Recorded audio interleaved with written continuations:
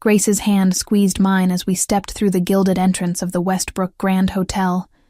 Crystal chandeliers cast fractured light across marble floors, and the sound of string quartet music floated through air, thick with expensive perfume and older money.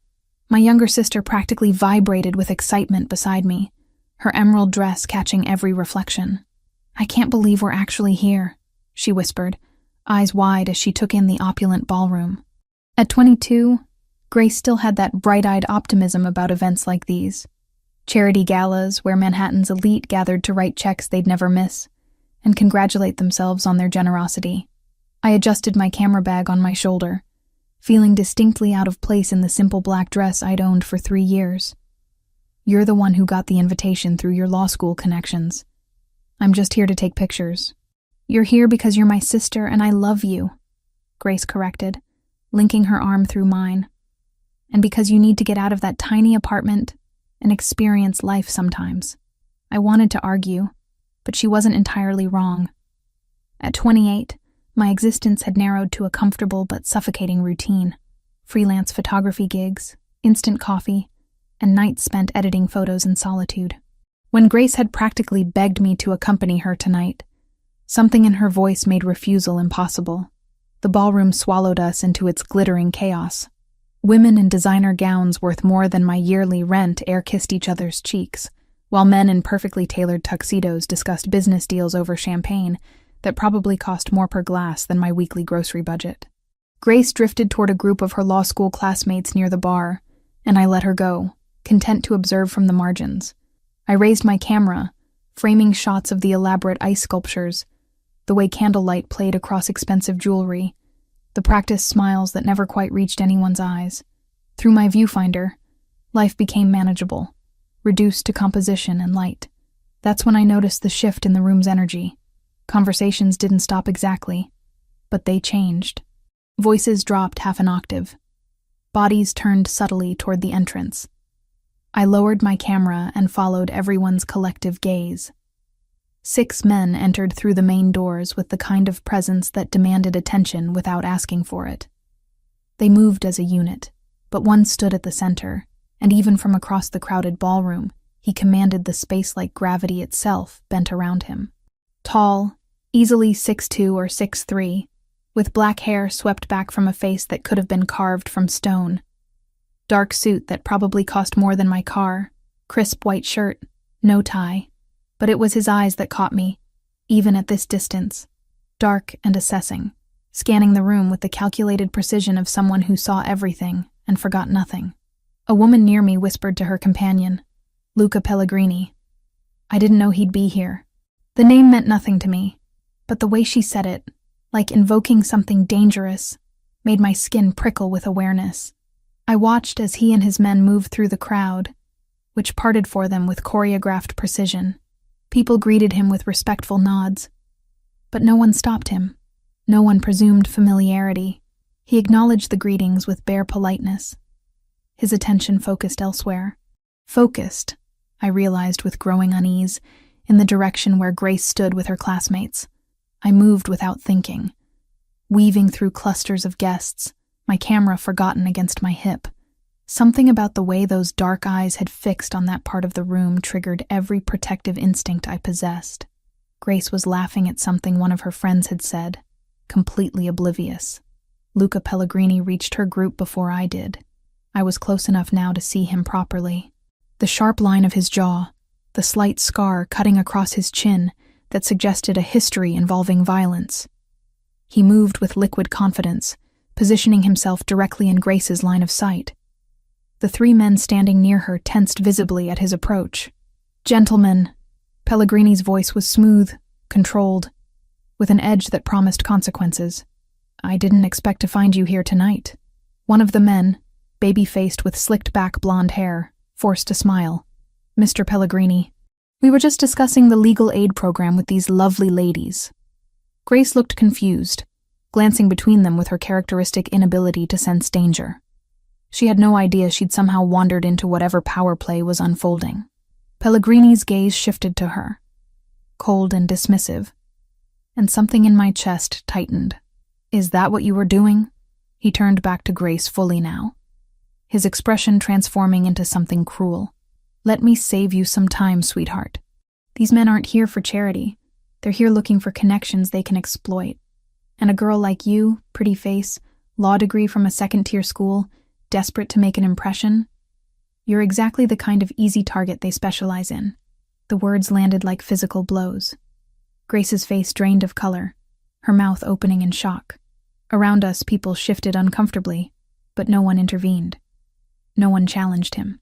Fury ignited in my veins, burning away every rational thought. I pushed through the last few feet separating us, and my hand connected with his face before I fully registered the decision to move. The crack of palm against skin echoed in the sudden silence that swallowed our section of the ballroom. His head turned slightly from the impact, and I felt the sting radiating through my palm. The entire world seemed to stop breathing. Slowly, deliberately, Luca Pellegrini turned his face back to look at me. A red mark bloomed across his cheek where I'd struck him. Those dark eyes, brown so deep they were almost black, fixed on mine with an intensity that should have terrified me. Around us, his men moved slightly, hands disappearing toward what I suddenly understood were concealed weapons. But he raised one hand, stopping them without looking away from me. "Who?" he said quietly, his voice dangerous in its control. "Do you think you are?" "Her sister," I managed, my voice steadier than I felt. "And someone who won't stand here and watch you humiliate a 22-year-old girl to prove whatever point you're trying to make." Something flickered across his expression, too fast to identify. His gaze moved between Grace and me, and I saw him register the resemblance, the shared green eyes and similar bone structure. When he looked back at me, his head tilted slightly, studying me like I was a puzzle that didn't fit his expectations. Then he moved. Fast. His hand caught my wrist in a grip that didn't hurt, but absolutely prevented escape. He pulled me closer. Close enough that I could smell expensive cologne mixed with something darker, more primal. His breath was warm against my ear when he spoke. His voice dropping to a register meant only for me. "You're coming with me tonight." It wasn't a question. It wasn't a request. Before I could respond, before I could process what was happening, his men surrounded us. One of them, older with gray threading through dark hair, murmured something I couldn't quite catch. Pellegrini nodded once, and suddenly we were moving toward the exit. "Wait. No, what are you doing?" Grace's voice rose behind us, panicked. "Olivia!" I tried to twist around to tell her it would be okay, even though I had no idea if that was true, but the crowd had closed between us. Pellegrini's grip on my wrist remained firm, but not painful, as he guided me through the ballroom with that same effortless command that had parted people upon his arrival. No one stopped us. No one even tried. Through the entrance, down marble steps, into the cool night air that did nothing to clear the confusion from my head. A black SUV with tinted windows waited at the curb, engine running. The door opened, and Pellegrini's hand moved from my wrist to the small of my back, applying just enough pressure to guide me inside. Self-preservation finally caught up with adrenaline. I planted my feet, turning to face him. "I'm not getting in that car." His eyes met mine, and for a moment, something almost like respect flickered in their depths. "Yes," he said simply. "You are. You can't just kidnap people from charity events. I'm not kidnapping you. I'm removing you from a dangerous situation." His hand remained steady on my back. "Your sister is being taken somewhere safe as we speak. If you want to ensure she stays that way, you'll get in the car. We'll talk. Then you'll decide." "Decide what?" "Whether you trust me enough to let me protect you both." He paused, and his voice dropped again, intimate despite the absurdity of the situation. "Or whether you prefer to take your chances with the men who were about to identify your sister as leverage against me." My mind raced, trying to make sense of his words. But nothing about this night followed any logical pattern. Behind him, I could see hotel security starting to notice our tableau. Grace was nowhere in sight. Luca Pellegrini's expression remained unreadable, patient, waiting for me to reach the only conclusion this moment allowed. I got in the car. He slid in beside me, and the door closed with a quiet final click. The vehicle pulled smoothly away from the curb, leaving the glittering illusion of civilized society behind. Only then did I realize I was still wearing my camera. its weight suddenly feeling like the last piece of my normal life. Hanging useless against my hip as Manhattan's lights blurred past the tinted windows. Silence filled the car like a third presence, heavy and expectant. I sat pressed against the leather seat, hyper-aware of the man beside me whose very existence seemed to alter the oxygen in the confined space. Through the tinted windows, the city transformed into streaks of light and shadow. "Where is my sister?" My voice came out steadier than I felt. "You said she's somewhere safe. I want proof." Luca Pellegrini didn't look at me immediately. Instead, he pulled out his phone, tapped the screen twice, and held it toward me. A video feed showed Grace in what looked like a luxury apartment, sitting on a cream sofa while a woman in professional attire offered her water. Grace looked shaken but unharmed. "That's a secure location in Brooklyn," he said. "She's with one of my people. Grace will be informed of the situation shortly. She's not in danger." I watched the screen for another moment, my heart rate gradually slowing. Grace was alive. She was safe. That had to be enough for now. "Informed of what situation exactly?" I demanded, handing the phone back. "You insulted her, dragged me out of a public event, and now we're speeding through Manhattan toward God knows where. That I saved both your lives tonight." He pocketed the phone and finally turned those intense dark eyes on me. Up close, I could see details I'd missed before, fine lines at the corners of his eyes that suggested he was older than his initial appearance. 34, maybe 35. The scar on his chin was precise, surgical. "The men your sister was talking to work for Sergei Volkov, Russian organized crime. They were there specifically to identify potential leverage points against me. And you think my sister is leverage? She's a law student. She didn't matter," Pellegrini agreed. "Until 3 weeks ago when she started researching a case for her criminal justice seminar. A human trafficking operation that was dismantled last year. She doesn't know it yet, but that operation had connections to Volkov's network. Her inquiries flagged in certain databases. The words hit me like cold water. Grace had mentioned a research project about legal precedents in organized crime prosecutions. I'd barely paid attention, too focused on a photography deadline to register potential danger. You're saying they targeted her because of a school assignment?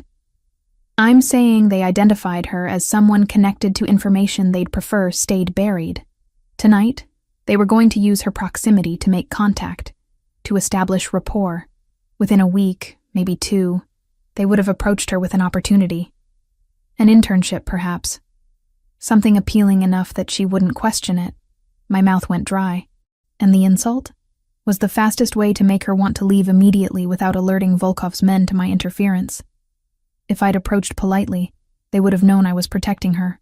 This way, she looked like an embarrassed young woman fleeing an unpleasant encounter. Forgettable.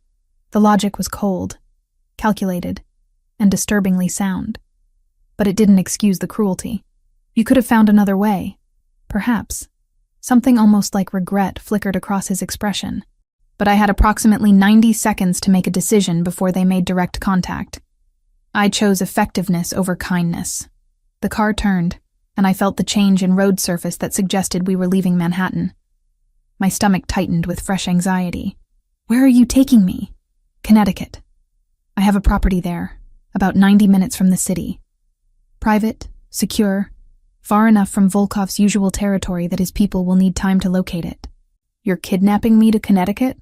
"I'm offering you protection." His tone remained infuriatingly calm. "There's a difference.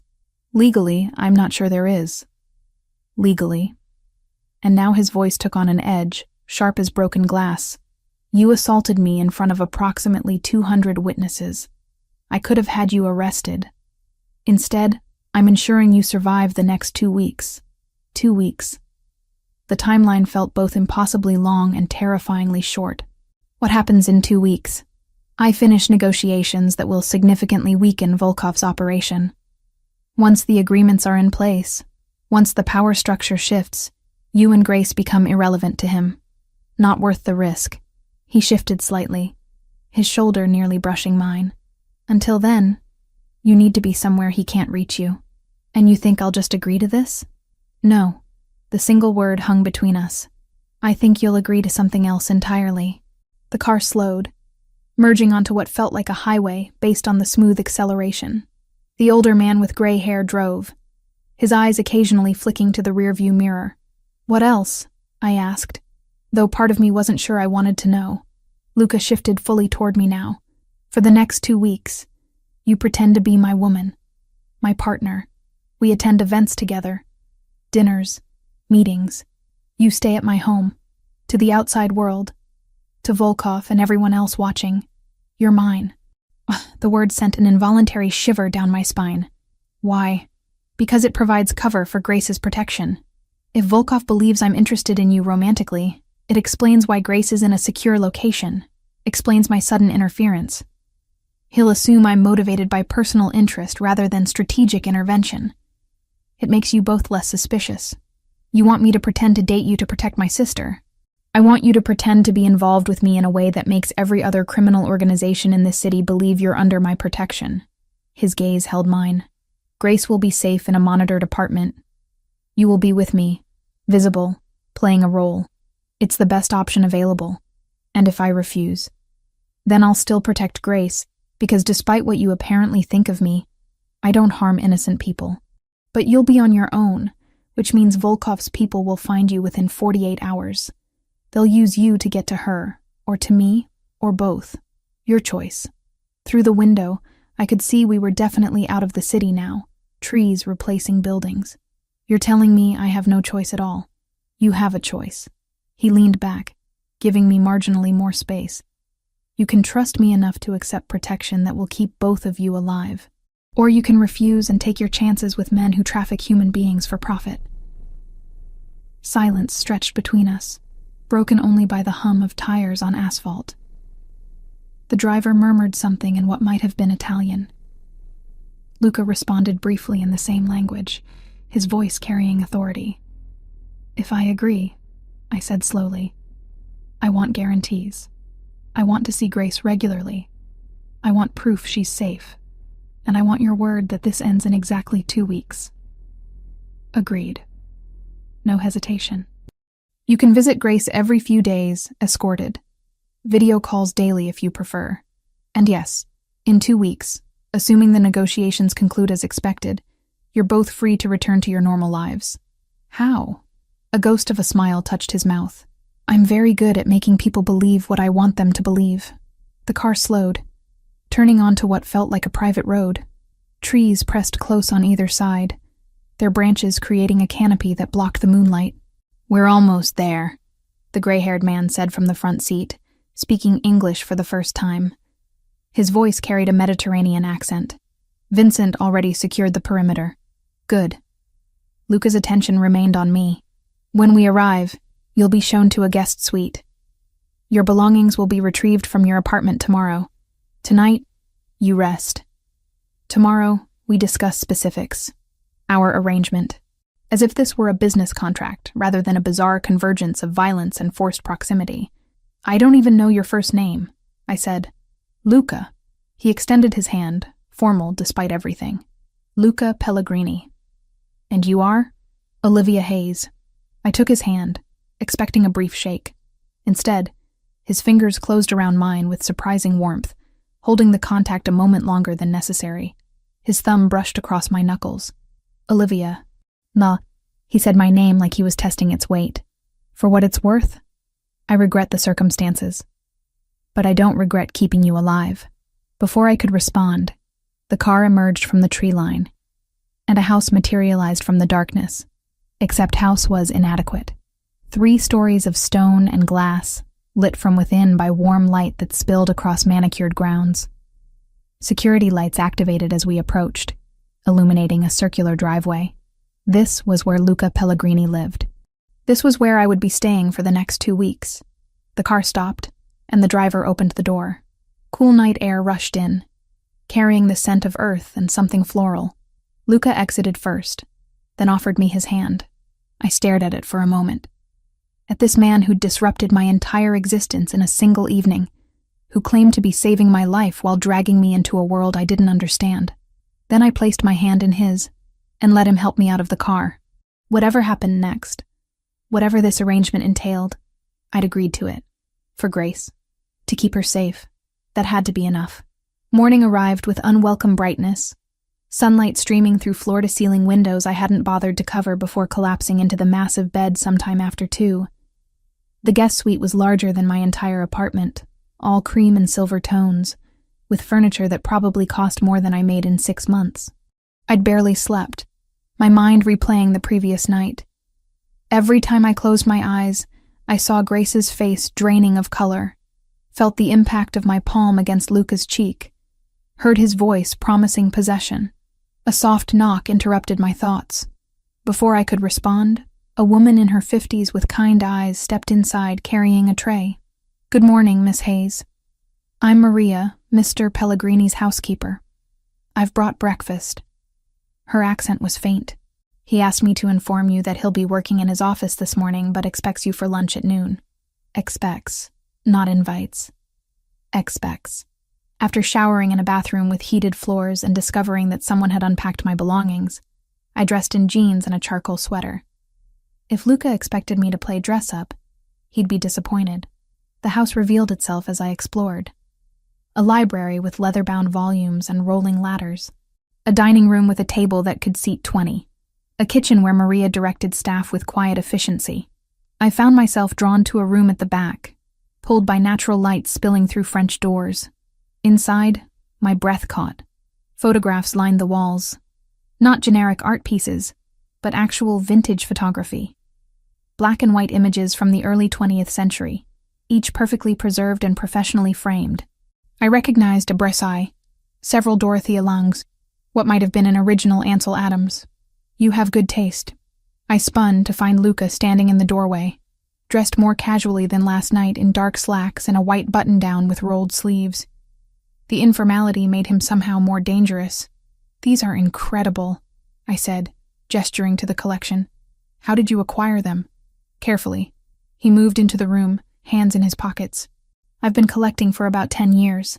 Most people assume men in my line of work only care about displays of wealth, but I've always preferred something with actual cultural value." I turned back to a haunting image of Depression-era workers. "This is a Lane original. It should be in a museum. Perhaps. But then I couldn't look at it whenever I wanted." He stopped beside me, close enough that I could smell his cologne. "You understand these. The composition, the light, what the photographer was trying to capture. I'm a photographer. It's my job to understand. You're a photographer who sees." He gestured to my camera bag. "Maria said you've been documenting the grounds this morning. May I see?" The request surprised me. I hesitated, then pulled out my camera and showed him the morning's shots. Early light through trees, shadows across stone pathways, frost melting on a window pane. Luca studied each image with genuine attention. "You find beauty in transitions," he said finally. "The moment between night and day, frost and water, shadow and light." "I find interest in change," I corrected. "Nothing stays static. A philosophical approach to photography. A realistic one." He handed the camera back, our fingers brushing. "Grace called this morning. She wanted to make sure you were settling in. The mention of my sister shifted something between us. I need to see her.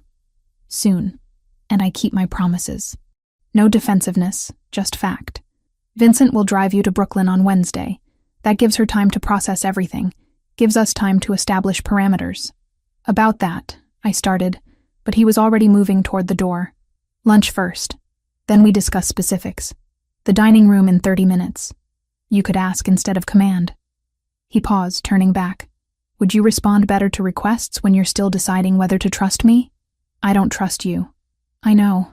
Something almost like approval flickered across his face. "But you will." Over lunch, Maria serving pasta that smelled incredible, Luca outlined the arrangement. "Tomorrow evening, we're attending a dinner with several of my business associates. Italian families, mostly legitimate ventures now, but they'll be watching. Your role is simple. Be intelligent, be charming, and let everyone assume we're involved." "How involved?" "Romantically. Seriously. The kind that explains why I'd act rashly at a public event." His gaze held mine. "I'll touch you. Your hand, your back. Nothing inappropriate, but enough to establish intimacy. You'll need to appear comfortable with it." The memory of his hand on my wrist sent an involuntary shiver through me. What do I tell them about myself? The truth, mostly. Photographer, freelance, 28, Grace's sister. You met me through a mutual connection. We've been seeing each other quietly. Keep details vague. And when they ask about your business? You don't know details. Import-export, property development, security consultation. All technically true. You've chosen not to ask questions. He paused. Does that bother you? Yes. Honesty seemed safest. But I understand the necessity. Good. He set down his fork. The next 2 weeks won't be easy. You'll be in situations that may feel uncomfortable. But as long as you stay with me, as long as you maintain this pretense, you and Grace are protected. No pressure then. No. His mouth curved slightly. No pressure at all. Saturday evening arrived with borrowed jewelry and the burgundy dress from my closet. The restaurant was exclusive. The kind without a sign. Inside, low lighting and quiet conversations created an atmosphere of old money and older secrets. Luca's hand found the small of my back as we entered, warm through thin fabric. The touch felt steadying.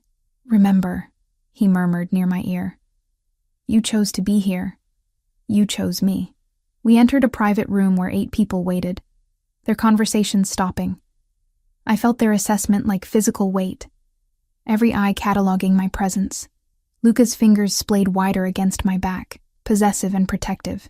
Gentlemen, he said smoothly, accent slightly more pronounced. Ladies, allow me to introduce Olivia Hayes. The evening blurred into names and faces, careful conversations and subtle power plays. But through it all, Luca remained constant at my side, his hand on my shoulder, his fingers brushing mine. Small touches that rewired something fundamental in my understanding of personal space. By the time we returned to the car past midnight, exhaustion had settled into my bones. You did well, Luca said. No one questioned us. Good. I leaned my head against the cool window. I'm not sure I could do that again tomorrow. You won't have to. Tomorrow you rest. Sunday, I spent photographing the grounds. Grace called, her voice stronger, telling me the Brooklyn apartment was nice, that the security team was professional but unobtrusive. We talked for an hour about everything except the danger we were in. Monday, Luca was locked in his office on calls. I avoided him, not ready to process how easily his touch had started to feel normal. Tuesday morning, I woke with restless energy. Vincent informed me we'd leave for Brooklyn after lunch. I was in the photography gallery reviewing shots when the sound reached me. Sharp cracks. Unmistakable. Gunfire. My blood turned to ice. Footsteps pounded down the hallway. The door burst open, and Luca filled the frame, no longer the controlled collector, but something harder. Dangerous. Get down, he ordered, crossing the room. Now. Before I could move, an explosion shattered windows. Glass erupted inward and I felt myself hit the floor, something heavy covering me. Luca, his body shielding mine, his weight pressing me into the hardwood while chaos erupted overhead. Stay down, he growled against my ear. Don't move. More gunfire. Shouting in Italian. The sound of vehicles outside. Luca's hand covered the back of my head, holding me down, while his other hand appeared with a weapon I hadn't known he was carrying. His entire body was tense, coiled, ready. Then, as quickly as it started, silence fell. Boss, Vincent's voice from the doorway. Perimeter secure. 3 vehicles. Volkov's people. They're retreating. Luca didn't move immediately. His breathing was controlled but rapid against my ear, his body still covering mine like a shield. Finally, slowly, he lifted himself enough to look down at me. Are you hurt? I shook my head, unable to form words. Glass glittered in his dark hair, and a thin cut bled along his jaw, but his eyes were focused entirely on me. Good. He stood, offering his hand. Come on. We need to move you to the secure room until Vincent confirms they're gone. I took his hand and let him pull me up. My legs shook. Around us, the photography gallery was destroyed. Windows shattered. Vintage images damaged by flying glass and debris. Something in my chest tightened looking at the destruction. Luca's hand found my face, turning my attention from the ruined room to him. "This," he said quietly, intensely, "is why you're here. This is what I'm protecting you from. And next time, they won't just be testing our defenses." His thumb brushed across my cheekbone, and I realized I was trembling. "Next time," he said, his voice dropping to something almost gentle, "I won't let them get this close." In that moment, covered in glass and fear, with his hand warm against my face and danger still humming in the air around us, something shifted. I believed him. Wednesday arrived with Vincent at my door precisely at 10 in the morning, dressed in his usual dark suit, expression unreadable. The drive to Brooklyn took just over an hour, the city gradually swallowing us in its familiar chaos of traffic and noise that felt both comforting and alien after days in Connecticut's isolated quiet. The safe house turned out to be a luxury apartment in Brooklyn Heights with floor-to-ceiling windows overlooking the East River. Security was subtle but omnipresent, cameras at every angle. A man stationed discreetly in the lobby who nodded to Vincent as we passed. Grace opened the door before I could knock, pulling me into a hug so tight it forced the air from my lungs. "Oh my God, Liv," she breathed against my shoulder, using the childhood nickname she only pulled out when emotions ran high. "I was so worried. Are you okay? Are you safe?" "I'm fine." I held her at arm's length, studying her face. She looked better than I'd expected, rested despite everything. The circles under her eyes had faded. "Are you? Really? Honestly?" She gestured me inside, where a woman in her 30s sat reading on the pristine white sofa. "It's weird, but I'm okay. Everyone's been really professional." And after they explained everything, about the research project, and Volkov, and the connections I'd accidentally uncovered, I understood why Luca did what he did at the gala. She led me toward the kitchen, where she poured coffee with the ease of someone who'd already made herself at home. He sent flowers, yesterday, with an apology card. Handwritten, not printed. It was actually kind of sweet. "Sweet," I repeated flatly, accepting the mug she offered. "The man who called you an easy target sent flowers and suddenly he's sweet. He was protecting me." Grace's eyes met mine with unsettling maturity. "And now he's protecting both of us. That matters more than hurt feelings, Liv." She paused, studying my face with uncomfortable perception. "You like him?" "I don't know him." "That's not what I asked." She leaned against the counter, cradling her coffee mug. "The way you said his name just now. The way your expression changed when I mentioned the flowers. You like him. The situation is complicated, so that's a yes." I wanted to argue, but Grace had always been able to read me better than I could read myself. Instead, I changed the subject. "Tell me about the apartment. Have you been outside at all?" "Once with 2 security guys yesterday. They took me to a bookstore 3 blocks away, let me browse for an hour. It felt surprisingly normal, except for the armed escorts." She smiled, but it didn't quite reach her eyes. "How long does this last, Leave? The hiding, the protection, all of it?" 2 weeks. Maybe less if Luca's negotiations finish early. I set down my coffee, reaching across to squeeze her hand. "I know it feels endless, but it's temporary. And then we go back to our normal lives. You finish law school. I take photos. This becomes a really weird story we don't tell people at parties." Grace set down her coffee, her expression shifting into something more serious. "You know that's not how this works, right? You can't spend 2 weeks pretending to be involved with someone like Luca Pellegrini and just walk away unchanged. This world, these people, they leave marks." "I'm not pretending to be involved with him," I protested, though the lie tasted wrong. "I'm playing a role. There's a difference." "Is there?" She reached across and squeezed my hand. "Just be careful, okay? I know you're doing this for me, protecting me like you always do, but don't lose yourself in the process." We spent 3 hours together after that, talking about everything and nothing, falling into the comfortable rhythm of sisterhood. Grace showed me her research project, the very thing that had triggered this cascade of danger. Pages of legal precedent and case studies that I barely understood but listened to, because it mattered to her. When Vincent appeared in the doorway to indicate our time was up, Grace hugged me again, tighter than before. "Tell him thank you," she whispered against my shoulder, "for the flowers, for keeping us safe, and tell him I'm sorry you slapped him, even if he probably deserved it." The drive back to Connecticut passed in companionable silence, Vincent asking only once if the visit had been satisfactory. I assured him it had been, then spent the rest of the journey staring out the window and trying not to think about Grace's words echoing in my head.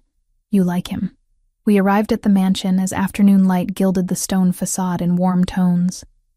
Vincent escorted me inside, then disappeared toward whatever security station he commanded. I headed for my room, when voices from the partially open door of Luca's office stopped me mid-stride. The negotiations are proceeding slower than anticipated. Luca's voice, tense in a way I hadn't heard before. Volkov's lieutenants are pushing back on the territory agreements. They want more concessions. Then we give them less. A voice I didn't recognize, male, older, forced their hand. And risk open war? With Olivia and her sister exposed? Luca's tone sharpened. Not acceptable. A pause. Then the older voice again, softer now. You've gotten attached. I've gotten responsible.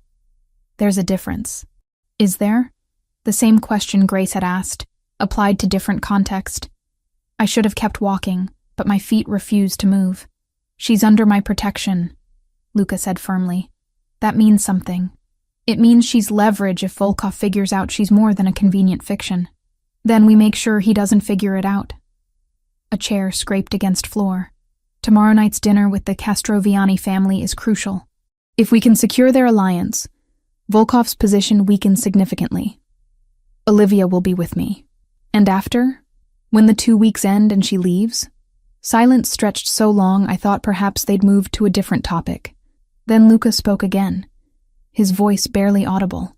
Then she leaves. I should have walked away then.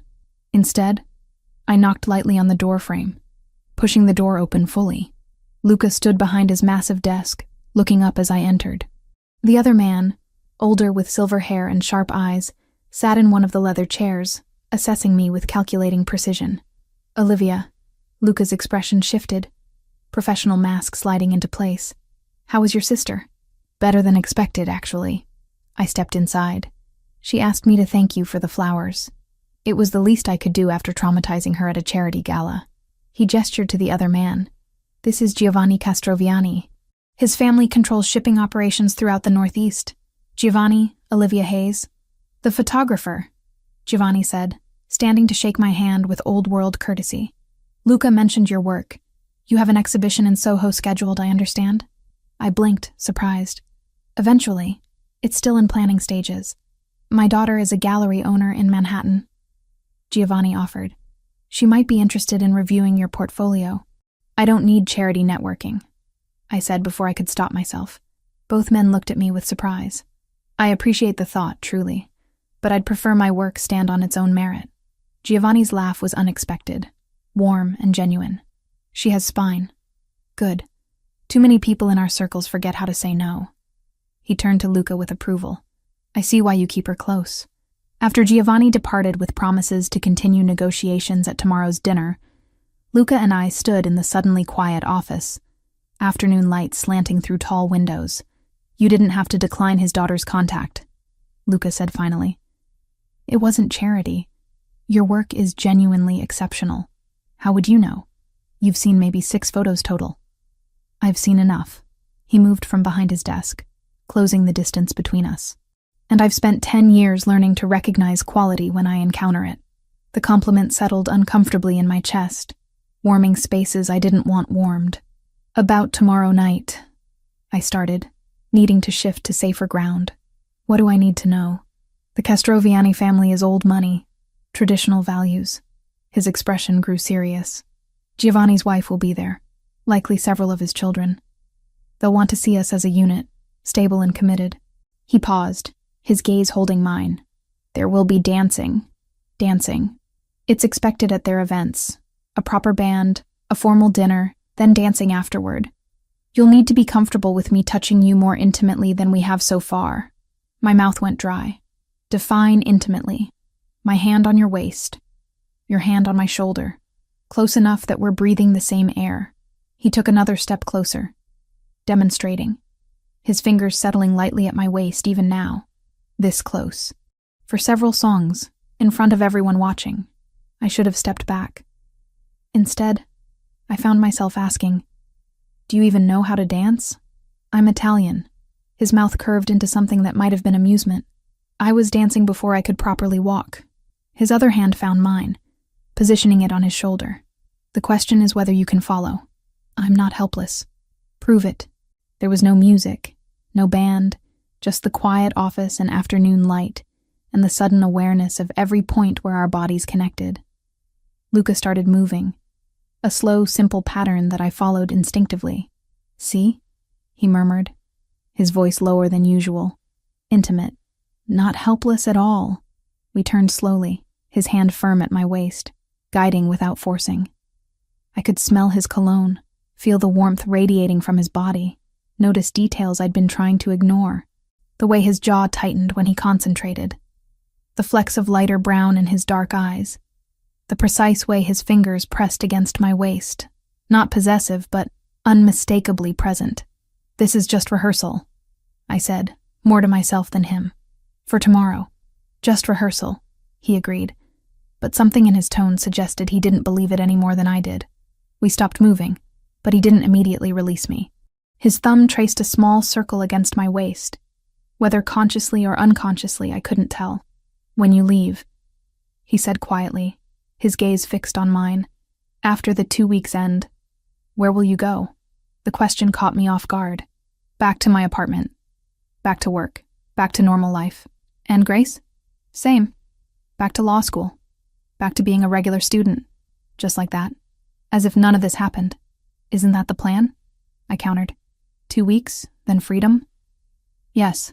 He said the word like it tasted bitter. "That's the plan." His hand dropped from my waist, the loss of contact somehow louder than any touch had been. He stepped back, professional distance reasserting itself like a physical barrier. "Maria will have an appropriate dress for you tomorrow. Something formal. Dinner starts at 7. He turned back toward his desk. "Get some rest tonight. Tomorrow will be exhausting." I left the office feeling like I'd just survived something more dangerous than gunfire through windows. That night, sleep eluded me. I lay in the oversized bed, staring at shadows on the ceiling, and replayed the afternoon. His hand at my waist, his voice dropping into something intimate. The way he'd looked at me when asking where I'd go after this ended. Grace's words echoed. "Don't lose yourself in the process." Too late, I thought. I was already lost.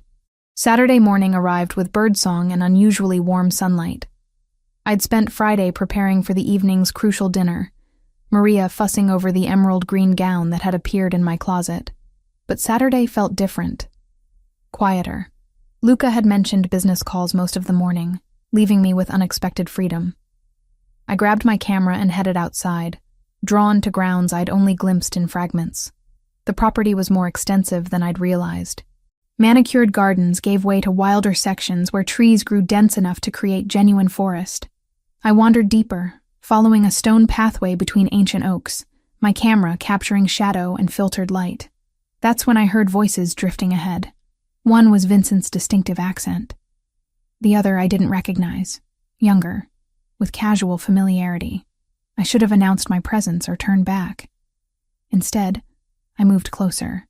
They stood near a maintenance building, Vincent's back blocking most of my view. But I could hear them clearly. "The operations Pellegrini's been targeting, they're not random," the younger voice said. "Volkov's entire network is built on trafficking routes through the port. Luca's been systematically dismantling them, piece by piece, for 3 years now. And you know this how?" Vincent's tone carried warning. "Because I've been tracking the financial flows. Following money reveals intent." A pause. "He's not just protecting those women. He's obsessed with stopping what happened to Sophia." Sophia. The name landed like a stone in still water. "His sister's disappearance is not your concern," Vincent said, voice dropping to something dangerous. "And if I find out you've been discussing family matters with anyone outside this property, we'll have a very different conversation. I'm just saying, if the Hayes woman knew what he was really fighting for, she might understand better. Or she might realize exactly how deep this war goes and decide she wants no part of it." Vincent shifted. "Either way, it's not your information to share." "Understood. Understood." I backed away slowly, heart hammering. Sophia, his sister. the name Vincent had mentioned in context of disappearance and obsession, and 3 years of systematic revenge. I found myself in the library, drawn to the computer terminal. My fingers hovered before typing, Sophia Pellegrini missing. The results were sparse, but devastating. A 17-year-old girl, last seen leaving her private school in Manhattan 11 years ago. Presumed runaway initially, though the family maintained she'd been taken. No body ever found. Investigation officially still open, but effectively cold. The photo showed a girl with Luca's dark eyes and sharp cheekbones, her smile bright with innocence. Find what you were looking for? I spun. Luca stood in the doorway, expression unreadable, dressed casually in jeans and a black sweater that made him look younger, more vulnerable. I didn't mean to pry. I started, but he waved it off. It's not exactly classified. Anyone with an internet connection can find the basics. He moved into the room but didn't come closer. What you won't find is that my father died of a heart attack 8 months after she vanished. That my mother still sets a place for Sophia at family dinners. That I was 23 years old when I became head of this family, because there was no one else left. The words came without emotion, recited like facts rather than felt like wounds. I overheard Vincent earlier, I admitted, talking about how you've been targeting Volkov's operations specifically. How it's all connected.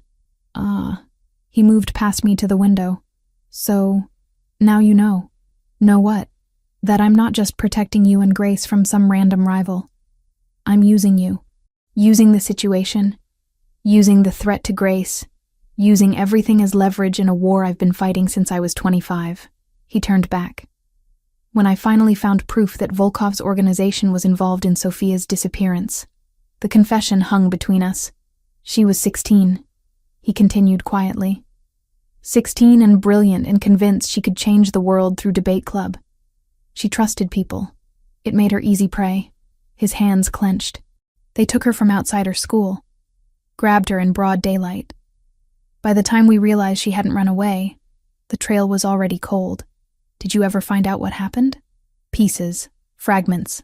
He looked back out the window. I know she was trafficked through 3 different locations in the first month. I know she fought, escaped twice before they learned to keep her sedated. I know that somewhere between month 3 and month 6, she stopped appearing in any intelligence I could gather. He paused. I choose to believe she escaped, that she's somewhere living a new life. The alternative is something I can't afford to accept. I moved toward him without deciding to, drawn by vulnerability in his voice. That's why you target trafficking operations specifically. Every operation I dismantle is one less organization that can do to someone else's sister what they did to mine. He turned to face me fully. Every route I close brings me closer to either finding her or accepting that she's gone. And where does that leave us? I asked quietly. Me and Grace? Caught in your vendetta? I don't know. The honesty stole my breath. I told myself it was strategic.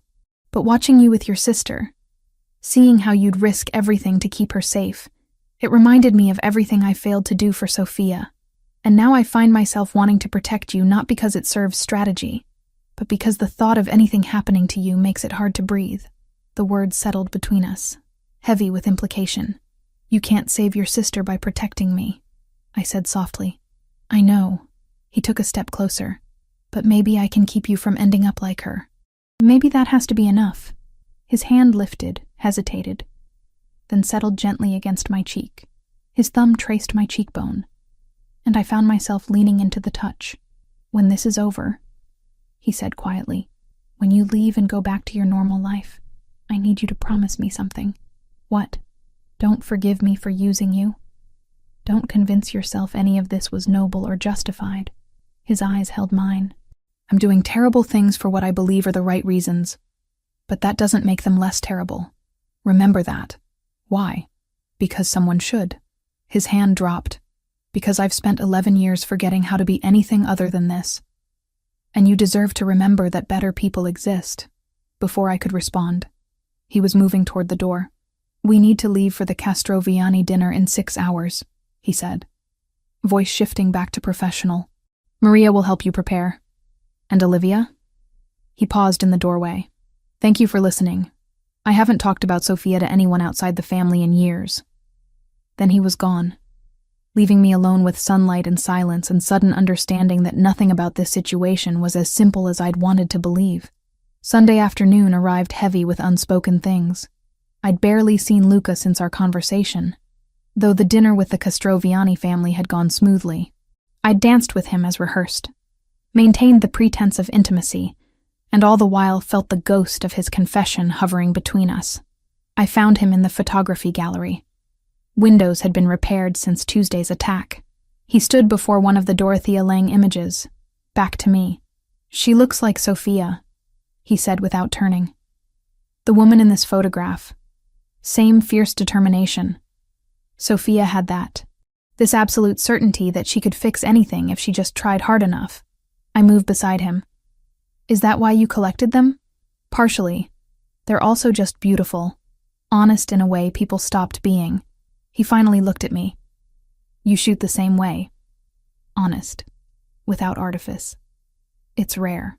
You're good at deflection," I observed, turning conversations away from yourself. 11 years of practice. A ghost of a smile. "But you're right." He turned to face me fully. "So here's unfiltered honesty. I'm falling for you, Olivia.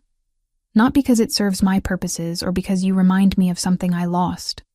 Because you're brilliant and fierce, and you slapped me in front of 200 people for insulting your sister, and I haven't been able to stop thinking about you since.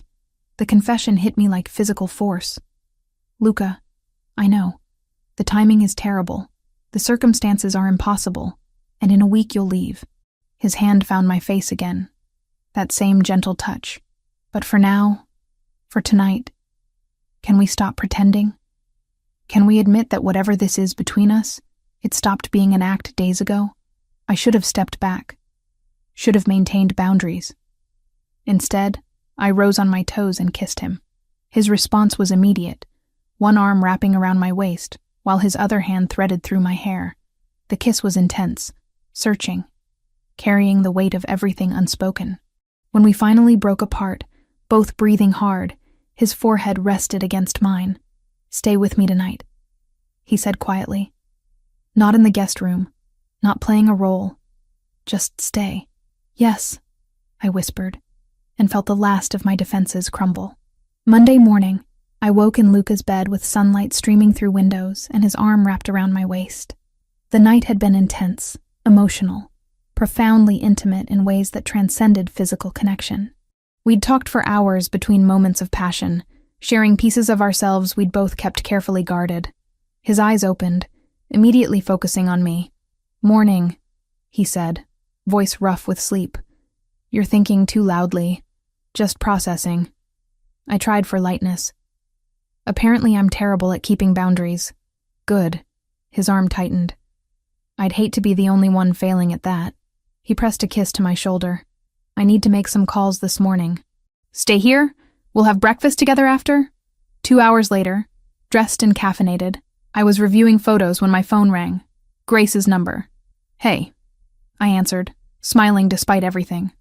"Liv." Her voice was wrong. Tight, controlled, terrified.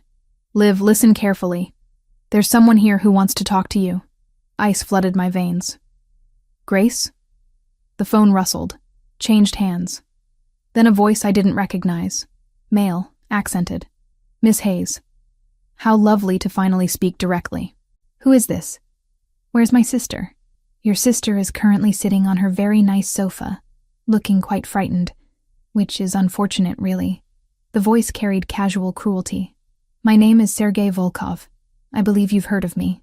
The world tilted. "What do you want?"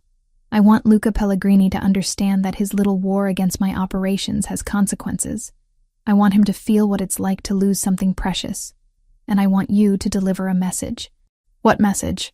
"Tell him he has 24 hours. If he wants to see your sister alive again, he'll meet me at the coordinates I'm sending. He comes alone, or she dies. He brings anyone, she dies. He tries anything clever, she dies. Am I being sufficiently clear? Let me talk to her," I demanded, voice shaking. "Let me talk to Grace right now." Another rustle. Then Grace's voice, small and terrified. "Liv, I'm okay. They haven't hurt me. But there are 4 of them, and Marco. He's one of Luca's guards. He let them in. Liv, I'm scared. It's going to be okay, I said, trying to sound certain. I promise. We're going to get you out. How touching. Volkov was back.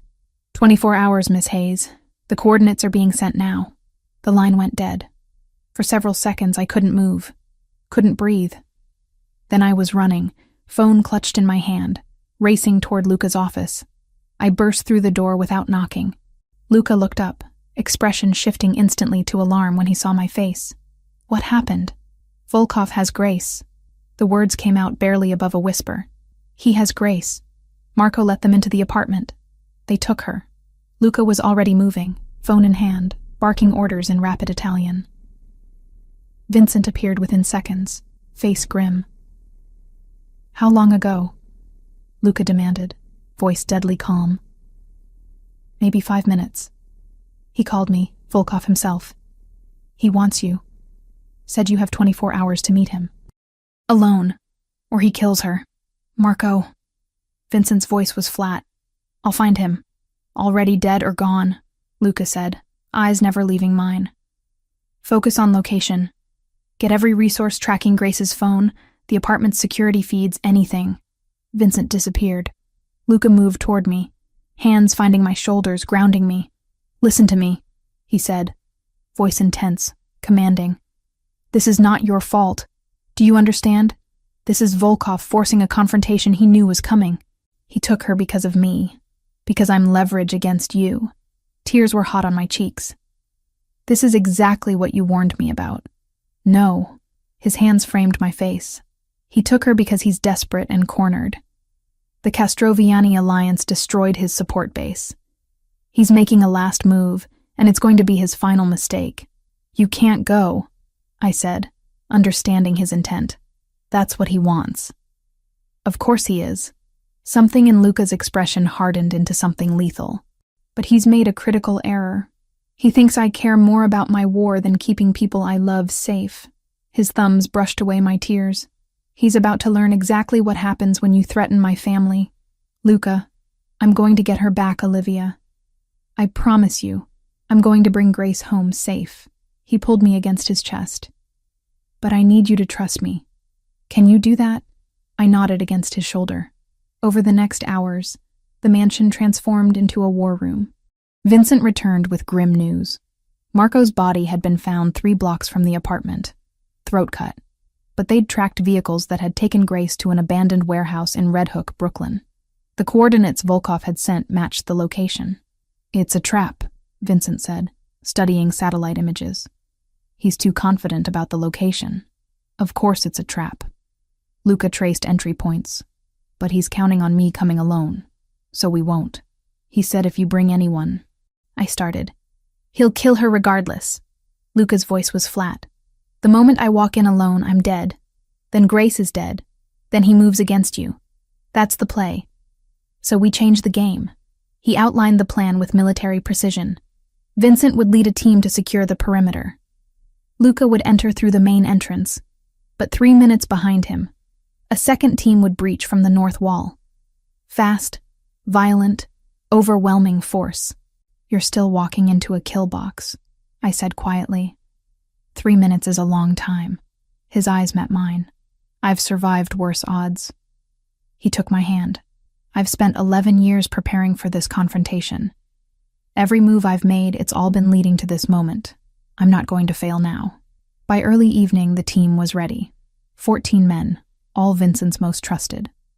Luca dressed in dark tactical gear, checking weapons with practiced efficiency. I watched from the doorway, memorizing details. The way his hands moved with confidence. The set of his shoulders carrying command. The brief moment when his gaze found mine, and something vulnerable flickered before he locked it down. He crossed to me, spoke quietly. If this goes wrong, if I don't make it back, Vincent has instructions to protect you and Grace. New identities, new city, enough money to disappear completely. You'll be safe. Don't. I grabbed his tactical vest. Don't talk like you're not coming back. I plan to. His hand covered mine. But plans change, and you need to know you're protected either way. He leaned down, pressed his forehead to mine. I love you. I need you to know that. Whatever happens tonight, I love you. The words hit me like physical impact. Luca, you don't have to say anything. His lips brushed mine, brief and devastating. Just remember. Then he was moving away, toward Vincent and the team, toward vehicles waiting, toward whatever violence awaited. I stood frozen, watching taillights disappear, and prayed to gods I didn't believe in that he'd keep his promise. Time crawled. I sat in Luca's office, staring at my phone. Maria brought tea I didn't drink. My phone buzzed. Text from Vincent. In position. 60 seconds. Another eternity. Then, breach in 3, 2, 1. Silence stretched like pulled wire. Finally, secured. Grace safe. Coming home. I collapsed back, shaking. Grace was safe, but nothing about the message said Luca was okay. 20 minutes passed before my phone rang. Vincent's number.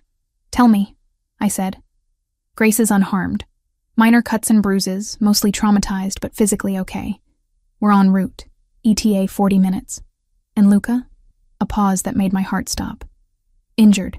He took a bullet during the breach. Left shoulder, through and through. He's conscious and stable, but he needs medical attention. How bad? Bad enough he needs a doctor. Not bad enough he's going to die. Vincent's voice softened. He refused transport to a hospital. Said he promised to bring your sister home, and that's what he's doing. Stubborn, impossible man. 40 minutes, I repeated. I spent them preparing the guest room, making sure Maria had medical supplies ready, forcing myself to stay busy. When headlights finally swept across the driveway, I was already running barefoot across gravel. The vehicle stopped, and then Grace was there, stumbling out, face pale and tear-streaked, but alive. And I caught her as she collapsed against me. I'm sorry, she sobbed. I'm so sorry, Liv. It's not your fault. I held her tight. None of this is your fault. Behind her, Luca emerged from the second vehicle, Vincent supporting his weight. Blood soaked through his left sleeve, and his face was gray with pain, but his eyes found mine. Told you, he said, voice rough. Brought her home safe. Then his knees buckled, and Vincent was shouting for the doctor, and everything devolved into chaos as they got him inside. Grace and I stood in the driveway holding each other, while violence and love and sacrifice bled together in the darkness around us. The doctor worked on Luca's shoulder in the master bedroom while I sat with Grace in her room. She'd showered and changed, but her hands still trembled around the mug of tea Maria had prepared. They didn't hurt you? I asked for the third time, needing confirmation. They didn't touch me. Grace's voice was hollow. Volkov kept saying I was valuable merchandise, that damaged goods weren't useful for negotiations. It was almost worse, being treated like property instead of a person. Her eyes met mine. Older somehow. Marco was there. I trusted him, Liv. He'd been protecting me for days, and then he just let them in, handed me over like it was nothing. I'm sorry. I pulled her against me. I'm so sorry this happened. It's not your fault. It's not even Luca's fault. She pulled back, wiping her eyes. It's just what happens in this world. People use other people, and violence is always beneath the surface. She looked toward the door. Is he going to be okay? The doctor said the bullet went clean through. Tissue damage, but nothing critical. I tried to sound confident. He'll recover. He saved my life. Grace's voice dropped to barely above a whisper.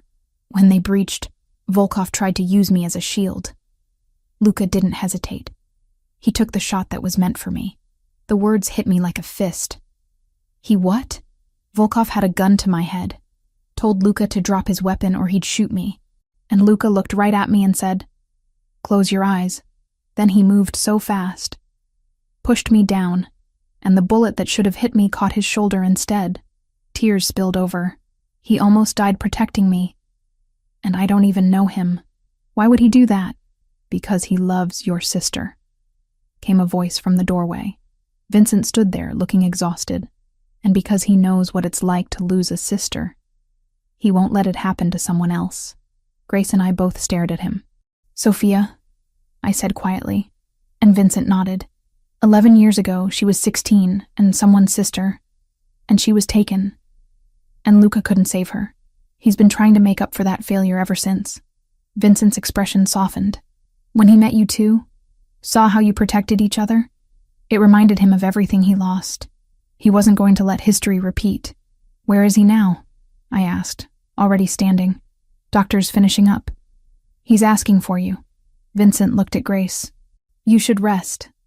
Security's been tripled. Grace nodded. I squeezed her hand once more, then followed Vincent down the corridor. Luca sat on the edge of the bed, bare-chested except for fresh bandages wrapping his left shoulder. The doctor was packing up his bag. Luca looked at me.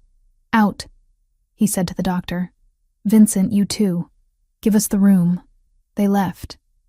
Then it was just us. Grace told me what you did, I said, crossing to him. How you pushed her out of the way. How you took the shot yourself. It was tactical. His eyes wouldn't quite meet mine. Moving her created an opening for my team. Don't. I knelt in front of him. Don't pretend it was just strategy when we both know you could have died. But I didn't. His hand found my face. I kept my promise. I brought her home. You also said you loved me right before you walked into a situation where you fully expected to die. My voice cracked. Did you mean it? I meant it. No hesitation. I've been falling for you since the moment you slapped me, and I love you now with everything I have left that's capable of love. His hand moved to my neck, pulling me closer. But loving me means living in constant danger. It means nights like tonight. I can't ask you to accept that. You're not asking. I covered his hand. I'm choosing. There's a difference. Olivia, I love you too. The words came easily. I love you despite everything I know I should feel. Despite every rational argument against it. I leaned my forehead against his. But maybe I needed to lose who I was to find out who I could be. His kiss was gentle, careful of his injury, but no less intense. When we broke apart, both breathing harder, his eyes were darker. The war with Volkov is over, he said quietly. He's dead. His lieutenants scattered. The networks he controlled are being dismantled. His hand tightened. But that doesn't mean the danger disappears. There will always be another rival, another threat. I know. And you're still choosing this? Yes. I pulled back to look at him properly. But I'm also choosing to ask you to change. Not who you are, but what you do. The operations, the wars, the constant cycle. It has to stop somewhere. He was quiet, studying my face. What are you suggesting? I'm suggesting you've spent 11 years fighting a war for Sophia. Maybe it's time to start building something for her instead. Something that would make her proud, rather than something that avenges her. I don't know how to do that. The admission cost him. This is all I've been for so long. Then learn. I stood, pulling him gently to his feet. The Castroviani alliance, the legitimate businesses, the resources you have, use them for something other than destruction. Build schools, fund programs for trafficking survivors, create the world Sophia deserved. You make it sound simple. It won't be. It'll probably be harder than anything you've done before. I wrapped my arms carefully around his waist. But you won't be doing it alone. His good arm pulled me close. We stood like that for a long time, two people holding each other in the aftermath of violence and the uncertain promise of something better. 3 days after the warehouse, I found Luca in his office, not behind his desk, but standing at the window. There's someone here to see us, I said from the doorway. Both of us. He turned, eyebrow raised. Federal prosecutors. I moved into the room. Vincent let them in. They're waiting in the library. The prosecutors were professional and direct. They laid out their case. Testimony against 3 remaining crime families in exchange for immunity for Luca on specific charges. You'd be providing information on financial structures, territorial agreements, operational hierarchies, the male prosecutor explained. Nothing that would compromise legitimate business interests. In exchange, you receive immunity from prosecution and federal protection during trials. And after? Luca's voice was carefully neutral. After, you'd be free to continue legitimate business operations with federal oversight gradually reduced over 5 years. The female prosecutor leaned forward. Mr. Pellegrini, You're in a unique position. You've been transitioning away from criminal enterprises. This would formalize that transition. You want me to betray families I've had alliances with. We want you to help us dismantle organizations that profit from human misery." Her expression was hard. "The same organizations that took your sister." The room fell silent. Luca's hand tightened on mine. "I need to discuss this with my people," he said finally. "And I need guarantees about protection for Olivia and her sister. Already drafted." Papers slid across. They'd be covered under the same protocols. After they left, Luca and I sat in the library surrounded by vintage photography and impossible decisions. "They're offering you an exit," I said quietly. "A way out that doesn't end in prison or violence. They're offering me a chance to become an informant." He stood, pacing. "The families I'd be testifying against. Some have been allies. People who profit from the same trafficking networks that took Sophia." He stopped, back to me. "You think I should take the deal? I think you should consider it." I moved behind him. "Not because it's easy, but because it's an opportunity to actually change things. To use everything you know to prevent what happened to your sister from happening to anyone else. And if I refuse, then I'll still love you." I waited until he turned. "But I'll also leave, because I can't watch you destroy yourself fighting a war that has no end. And I can't build a life in constant fear." The ultimatum hung between us. "That's not fair," he said quietly. "No," I agreed. "It's not. But neither is asking me to accept a life where violence is inevitable." I stepped closer. "I'm asking you to choose us. Choose the possibility of something better. Choose to believe Sophia would want you to build rather than destroy." His hand covered mine, pressing it against his heartbeat. For a long moment, he was silent. "All right," he said finally, so quietly I almost missed it. "All right, I'll take their deal." The breath I'd been holding released. "You're sure?" "No," a ghost of a smile. "But I've never been less sure of anything and more certain it's the right choice." He pulled me against him. "You're asking me to trust in something I've never believed in. That there's a way forward that doesn't end in violence. I'm asking you to try." I looked up at him. "And I'm promising to be there while you figure it out." He kissed me then. Deep and searching and full of promises neither of us was entirely sure we could keep. But we had time now. Time bought with testimony and federal protection, and the slow process of building something new. When Vincent found us later, when Grace joined us for dinner, and smiled genuinely for the first time since the warehouse, when Maria brought coffee and looked at Luca with approval, it felt like the beginning of something. Not an ending. Never that simple, but a beginning. 3 months later, the world looked different in ways both subtle and profound. I stood in the gallery space in Soho, my gallery space, adjusting the placement of a photograph for the 3rd time. The image showed early morning light filtering through Connecticut trees, shadows and illumination caught in transition. It had been taken from Luca's mansion grounds during those first chaotic days. "You're overthinking it."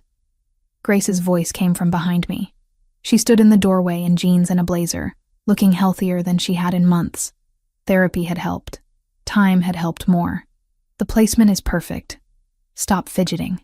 "It's my first solo exhibition," I protested. "I'm allowed to fidget." "Fair enough." She moved into the space, studying the photographs. "These are really good, Liv. Not just technically good, but meaningful. They tell a story." They did tell a story. The story of 2 weeks that had transformed into something permanent. Of danger and protection, and love found in impossible circumstances. Together, the images formed a narrative of change and growth, and choosing to build something new. "What time is the opening?" Grace asked. 7.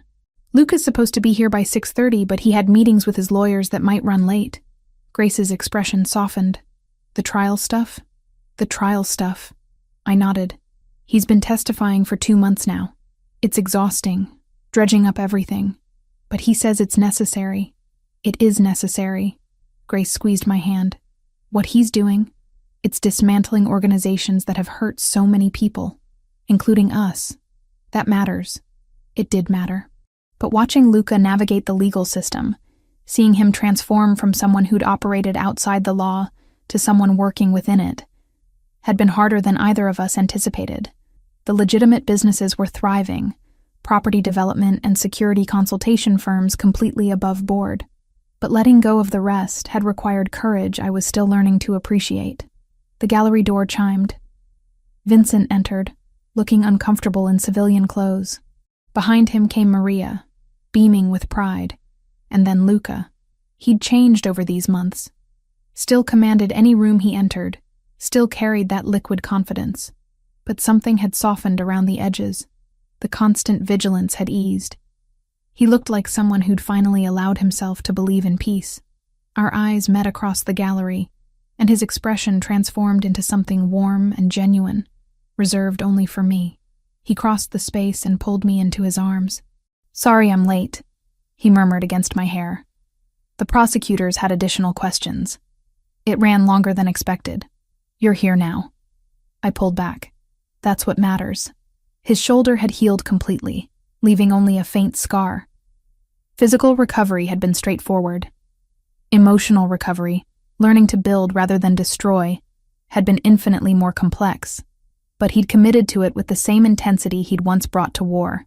"The photographs are extraordinary," he said, gaze moving to the walls. "Though I may be biased since I recognize most of the locations." Biased or not, I'll take the compliment. I linked my fingers through his. "Come on, let me show you the final layout." We moved through the gallery together, my voice explaining compositional choices while he listened with genuine attention. Grace and Vincent trailed behind. Maria claimed a spot near the entrance. "This one?" Luca stopped before a photograph I'd taken the morning after the warehouse rescue. It showed his office in dawn light, papers scattered. "This feels vulnerable in a way I'm not sure I'm comfortable displaying." "Good." I squeezed his hand. "Vulnerability means it's honest. And you promised you'd try being honest instead of controlled." "I'm discovering honest is significantly more uncomfortable." But he smiled when he said it. People began arriving shortly after 7. Gallery owners and critics, photographers I'd admired, friends, strangers. The space filled with conversation and wine. Giovanni Castroviani appeared with his daughter Bella, the gallery owner who'd reached out months ago. She'd taken genuine interest in my work, and her professional support had been instrumental.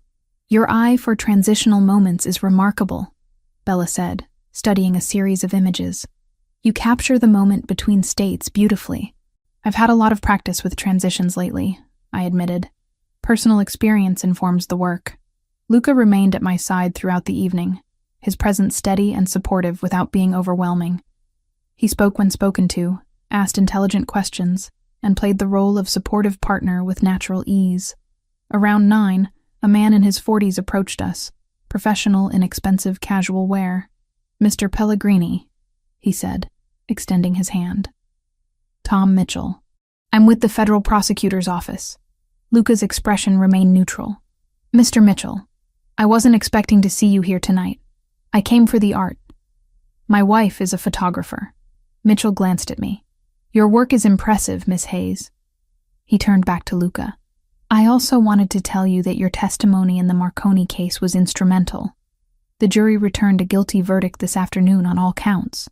Luca's hand tightened on mine. "All counts," he repeated quietly. "All counts.